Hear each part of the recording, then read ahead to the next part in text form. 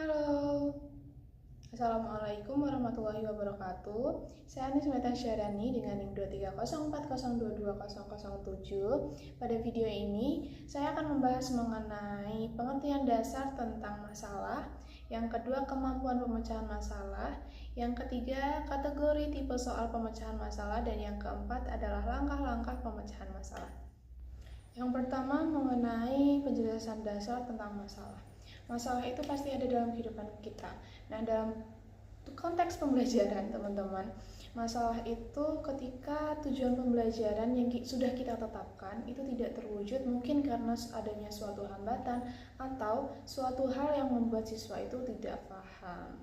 Jadi, masalah itu bukan cuma kesalahan, tapi juga tantangan yang perlu kita cari solusinya supaya apa? Supaya tujuan yang sudah kita tetapkan itu bisa tercapai.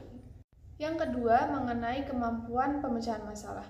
Jadi, kemampuan pemecahan masalah itu keterampilan berpikir, di mana keterampilan itu bisa membantu kita untuk mengenali hambatan dan juga mencari solusi yang tepat dan mengambil keputusan yang efektif.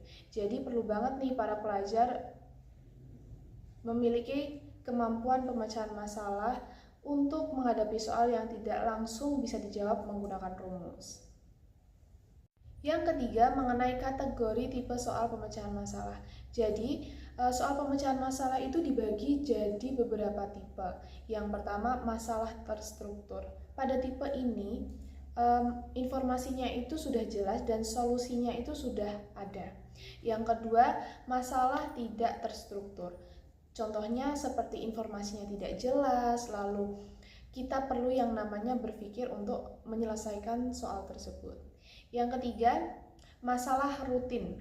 Biasanya soal yang sering muncul dan bisa diselesaikan dengan cara yang umum. Yang keempat itu tipe masalah non-rutin. Jadi kita perlu strategi untuk menjawab soal tersebut. Jadi tidak bisa kita langsung lihat, tapi butuh strategi untuk menjawabnya. Yang keempat, mengenai langkah-langkah pemecahan masalah. Ada beberapa langkah. Yang pertama yaitu kita perlu mengenali masalah. Kita harus tahu, kita harus menentukan terlebih dahulu hambatannya apa. Yang kedua, analisis informasi. Jadi ketika ada soal, sudah ada data yang sudah kita temukan, lalu kita analisis data atau fakta yang sangat relevan. Yang ketiga, cari solusi alternatif. Jadi buat beberapa kemungkinan jawaban dari soal tersebut. Yang keempat, pilih solusi terbaik atau menentukan opsi yang paling efektif. Yang terakhir yaitu coba dan evaluasi. Jalankan solusi itu lalu lihat hasilnya. Nah, itu tadi penjelasan singkat mengenai pemecahan masalah. Mohon maaf bila ada kekurangan dan kesalahan. Wabillahi taufiq wal hidayah. Wassalamualaikum warahmatullahi wabarakatuh.